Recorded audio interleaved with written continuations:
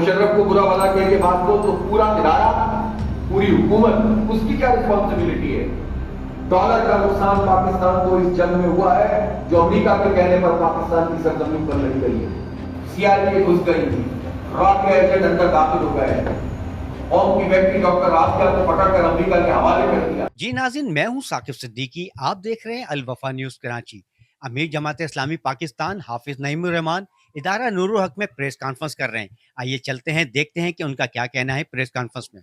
بات یہ ہے جو ہم بار بار یہ عرض کرتے ہیں کہ اس حال میں جو طاقتور لوگ ہیں, حکمران, تمام علاقوں میں جو ہماری قبائلی بیٹھ تھی, ہم تو امان قائم ہوتا تھا, یا ہماری سرحدوں کا تحفظ کرنے والے قبائل ہیں.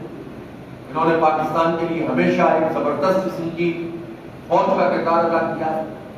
لیکن امریکی جنگ میں, اس آگ میں جو جب سے مشرف نے پھینکا, پوری فوج کو, پوری قوم کو امریکہ کے حوالے کر دیا گیا, لاجسٹک سپورٹ فراہم کی گئی, سی آر پی گھس گئی, را کے ایجنٹ اندر داخل ہو گئے, قوم کی بیٹی ڈاکٹر رافیہ کو پکڑ کر امریکہ کے حوالے کر دیا.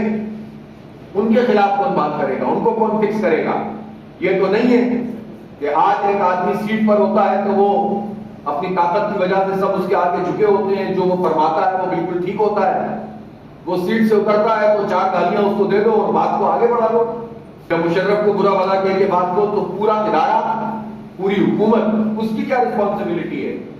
ڈالر کا نقصان پاکستان کو اس جنگ میں ہوا ہے جو امریکہ کے کہنے پر پاکستان کی سرزمین پر لڑی گئی ہے.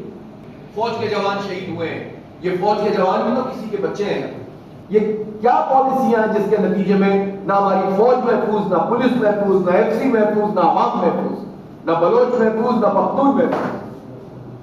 یہ کس ہاتھ میں ان ظالموں نے ڈال دیا اور سدھرنے کے لیے کوئی تیار نہیں ہے. جی ناظرین, حافظ نعیم الرحمان نے اپنی پریس کانفرنس میں کہا ہے کہ جو حکومت کی پالیسیاں ہیں اس کی وجہ سے ملک میں رہنے والا کوئی شخص بھی محفوظ نہیں ہے. ہمارے چینل کو لائک بھی کیجیے اور سبسکرائب بھی کیجیے اور دیکھتے رہیے الوفا نیوز کراچی.